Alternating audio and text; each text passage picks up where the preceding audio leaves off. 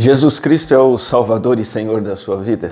Se Ele é, você faz parte do time dele. Veja, Jesus não dá outra opção além de ser Senhor das nossas vidas. Você não pode se achegar a Jesus para ser o seu curandeiro, seu amigão, o guru, ser um santo forte na sua vida, ser o coach que vai te dar um treinamento para viver melhor, um terapeuta. Jesus não dá essa opção. A única opção que Ele apresenta para nós nos relacionarmos com Ele é ser o nosso Senhor. Ou isso ou nada. Lucas 9:23 diz que Jesus dizia a todos: se alguém quiser acompanhar-me, negue-se a si mesmo, tome diariamente a sua cruz e siga. Como nosso Senhor, Ele dita as regras, e uma das regras é essa: você está no time dele.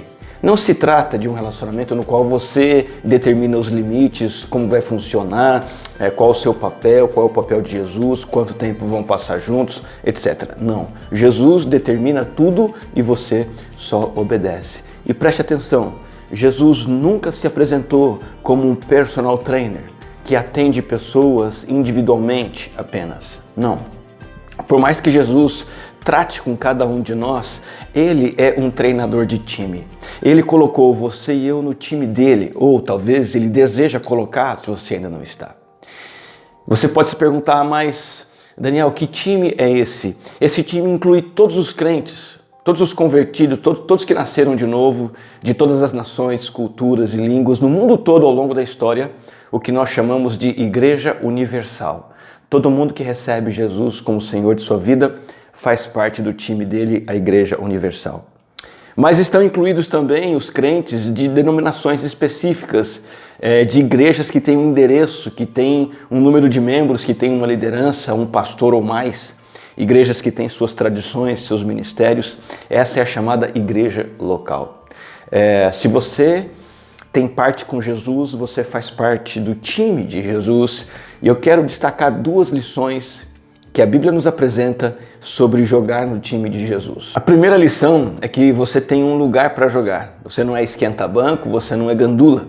Todos que recebem a Jesus como Senhor estão no time, e 1 Coríntios 12:27 diz o seguinte: ora, vocês são o corpo de Cristo e cada um de vocês individualmente é membro desse corpo. Essa é uma ideia simples, mas ela significa muita coisa, tem um grande desdobramento. Deixa eu dar alguns exemplos para você. Todo mundo já pertenceu a algum tipo de time. Por exemplo, grupo de projetos na escola, uma feira de ciências. Eu me lembro quando eu era estudante da educação do ensino médio e eu participei de uma feira de ciências. O nosso trabalho foi sobre rãs. Nós pesquisamos um ranário e falamos sobre rãs, como se cria, para que serve, o consumo das rãs, etc. Você pode ter participado de um time de futebol, não é? Pode ser aquele torneio risca-faca lá do seu bairro, que a turma quebra a canela um do outro. Você pode ter participado de um torneio, de um campeonato mais organizado. Talvez um time de vôlei, talvez participa de jogos online, talvez uma unidade militar, você serviu no exército, ali a coisa é mais séria, né? Talvez algum clube da faculdade, um time de trabalho no seu emprego, na sua empresa, talvez até um partido político. Não importa qual time você tenha jogado, para que o time saia vencedor, o que é necessário? Cada pessoa precisa seguir o líder do time, cada pessoa precisa saber qual o seu papel, sua posição, aceitar isso e fazer o seu melhor para executar aquela tarefa tão bem quanto possível. E o mesmo é verdadeiro para o time de Jesus. O apóstolo Paulo disse: vocês são um corpo e cada um é membro desse corpo e tem uma tarefa a cumprir. Quero chamar um exemplo do Novo Testamento, uma ilustração. Lá em Atos capítulo 13, nós temos um time de pregação, um time de pregadores. Atos 13:1 diz: na igreja de Antioquia havia profetas e mestres, Barnabé, Simeão, chamado Níger, Lúcio de Cirene, Manaém, que fora criado com Herodes, o tetrarca, e Saulo. 5. Enquanto oravam, adoravam o Senhor e jejuavam, disse o Espírito Santo: separem-me Barnabé e Saulo para a obra a que os tenho chamado. Assim, depois de jejuar e orarem, puseram-lhes as mãos e os enviaram. Esse é um time galáctico, um timaço. Para quem conhece futebol, isso aqui é uma seleção brasileira da Copa de 80. Talvez ali os 3 R's, né? Ronaldo, Ronaldinho e Rivaldo. Talvez um Real Madrid de pregadores. Isso é um púlpito poderoso, com todas as raças ali representadas, pregadores ungidos. É como se fossem 5 camisas 10, 5 Pelés no mesmo time. Esse quinteto mágico incluía Barnabé, que é o encorajador, um grande líder, e Paulo, o apóstolo. O que é que o Espírito Santo fez com esse quinteto? Ele revelou para a liderança da igreja que os 2 mais conhecidos pregadores, o Barnabé e o Saulo, que é Paulo, deveriam ser separados e enviados para trabalhar e executar o ministério em outro lugar. Veja a lógica do Senhor. Em vez de ter 5 pregadores incríveis na mesma igreja, Deus espalhou esses homens para formar múltiplas igrejas, e isso faz muito sentido estrategicamente. Pense no futebol, por exemplo. Se no time de futebol tem 5 goleiros, mas não tem nenhum centroavante artilheiro. O outro time tem 5 artilheiros, mas não tem nenhum goleiro. Fazer uma troca de jogadores vai fortalecer ambos os times. Agora, pensando em termos de igreja, Jesus é o Senhor, o treinador do time que é a igreja. Ele decide em que posição jogamos e Ele tem o direito de nos colocar onde Ele quiser e nos mover pelas posições conforme necessário. Eu queria que nesse momento você parasse para pensar em você, na sua vida e no seu relacionamento com o time de Jesus. Abrace essa ideia de que a igreja é um time, se você ainda não abraçou isso. Decida ser um protagonista, um jogador, não um espectador passivo. Entenda que Jesus é o treinador e não um treinador de um time e não um personal trainer. Jesus não está querendo lidar apenas com você individualmente, mas Ele quer você no time dele. Se você já atua numa posição, se você já abraçou essa ideia, que hoje seja o momento de você renovar o seu compromisso, sua motivação de continuar jogando firme nesse time. Se você já entende que a igreja é um time, talvez você precise encontrar sua posição. Talvez você ainda não sabe ao certo o que fazer nesse time, qual o seu papel, qual a sua função. Ou talvez você faz alguma coisa, mas o Senhor pode direcionar você para mudar de posição. Ou talvez Ele queira confirmar onde você está e dizer onde você está servindo, onde eu quero você continue dando o seu melhor. Entenda, se a igreja é um time e Jesus colocou você nesse time, a sua contribuição é necessária. Mais do que necessária, é indispensável. Você imagina um time sem goleiro? Um time sem centroavante, ou ele vai tomar um monte de gols, ou ele não vai fazer gol nunca. Assim também a igreja precisa que você cumpra o seu papel. Deus preparou você de modo único para que você encontre o seu propósito, você encontre o seu lugar no time de Jesus e persiga no cumprimento desse propósito com a paixão e o poder do Espírito Santo.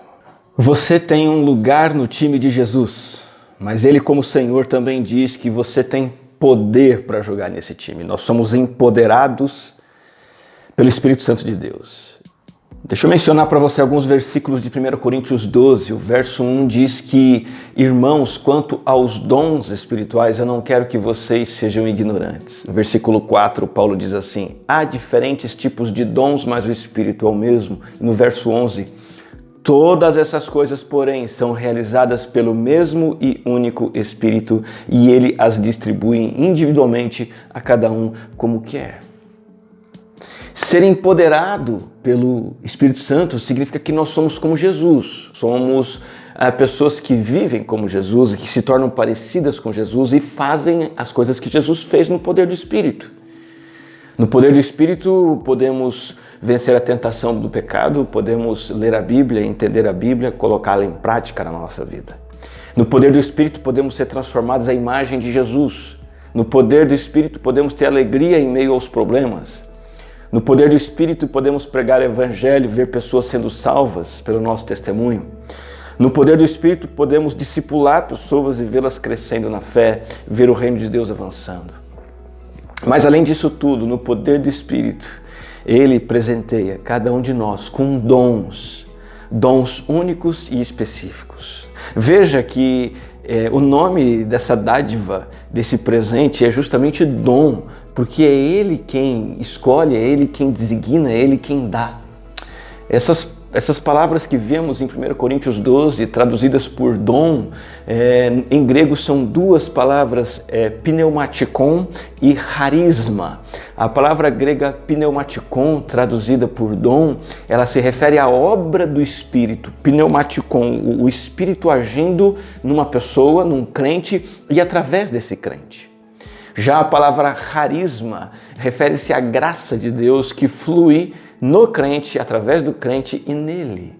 Nós temos a palavra carismático na língua portuguesa, que é usada para descrever o crente carismático. É aquele que tem a graça de Deus nele e fluindo através dele. Então, pensando nessas duas palavras, nós entendemos que o dom espiritual é uma habilidade de ter a graça de Deus trabalhando por você, em você e através de você. O poder é totalmente apenas do Espírito Santo. E o Novo Testamento vai apresentar para nós 4 listas de dons espirituais, são todas diferentes, algumas maiores, outras menores. Elas estão em Romanos 12, 1 Coríntios 12, Efésios 4 e 1 Pedro 4. E juntando essas 4 listas e estudando os dons espirituais ali mencionados, nós podemos montar 2 listas, 2 categorias, 2 tipos de dom espiritual, apenas para facilitar o entendimento, maneiras pelas quais a graça de Deus flui através da nossa vida, o Espírito Santo age em nós e através de nós. Uma lista é a lista de dons de serviço e a outra lista é a lista de dons de comunicação. Nos dons de serviço nós temos o dom da misericórdia, da hospitalidade, da ajuda, da administração, da contribuição e da fé. São dons do servir, do fazer, do trabalhar, ajudando os outros. Nós temos também o dom da comunicação.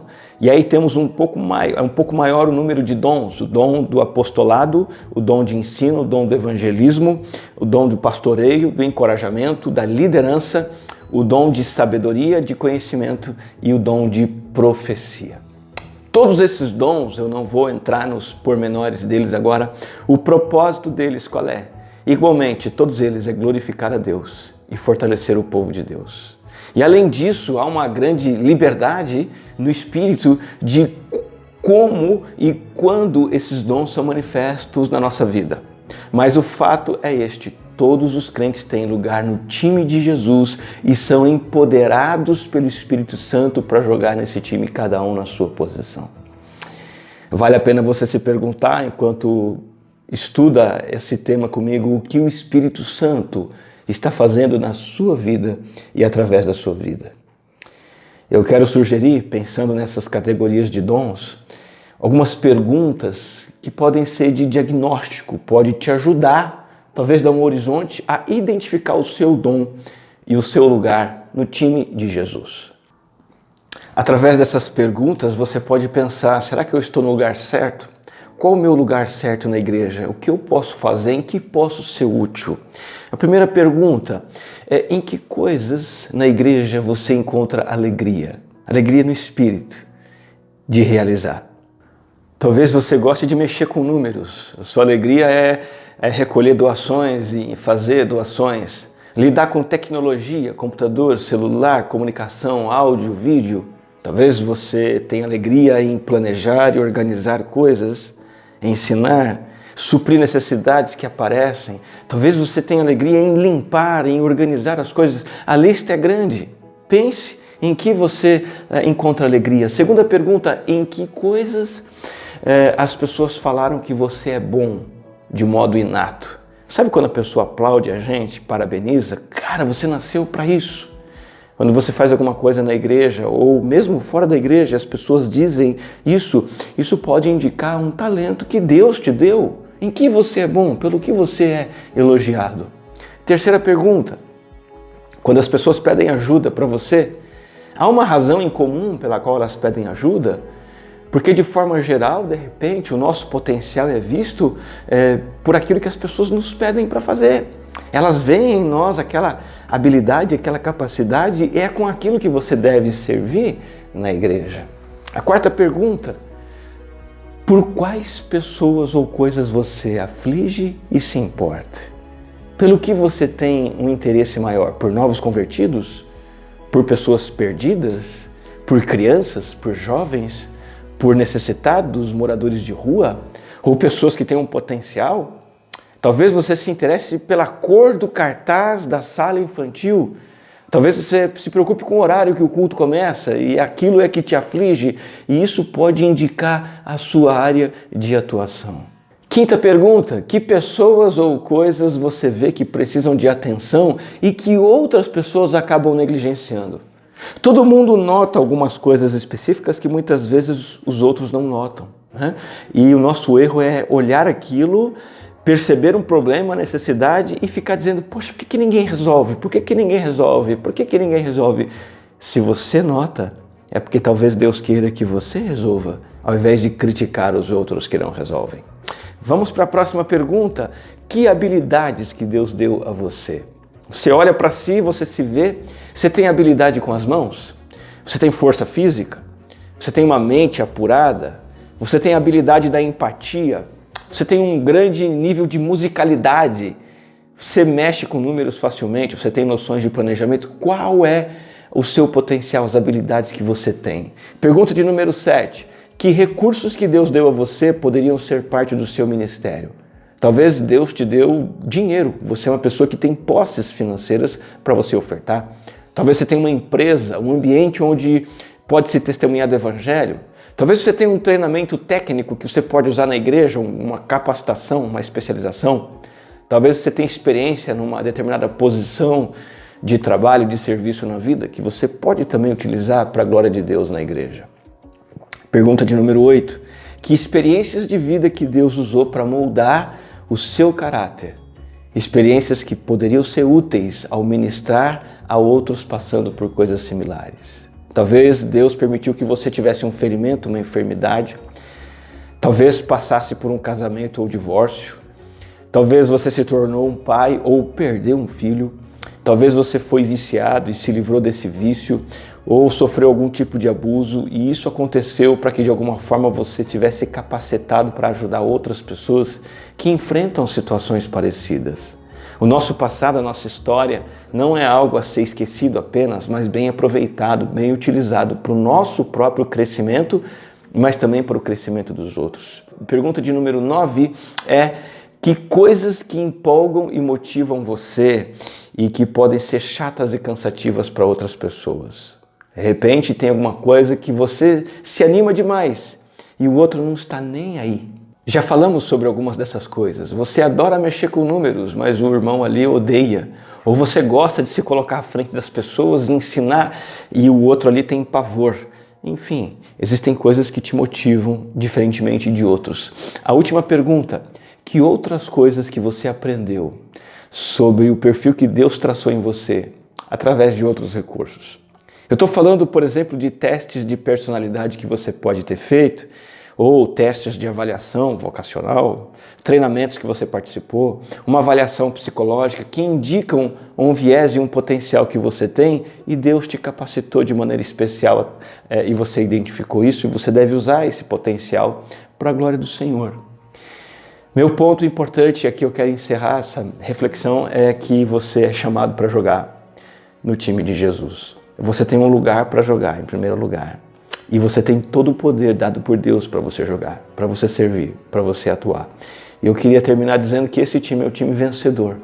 O reino do Senhor Jesus Cristo vai se espalhando, vai se multiplicando através de nós. As trevas são derrotadas pela luz continuamente, até que por toda a eternidade, os salvos, os remidos, este time de Jesus, estaremos todos reunidos com Ele para viver na presença dEle sem pecado, sem dor e sem tristeza. O nosso papel hoje é jogar nesse time com todo o esforço possível, sabendo que a vitória é certa. Que Deus abençoe sua vida. Eu quero fazer uma oração por você e por mim, encerrando esse tempo de reflexão. Graças te damos, Senhor, por nos convocar para jogar para o seu time, por nos dar esse privilégio, Deus, porque através de Jesus Cristo somos salvos e redimidos para servir em teu nome. Possamos nos engajar na tua igreja, sabendo que ali há um lugar para cada um de nós servirmos ao Senhor.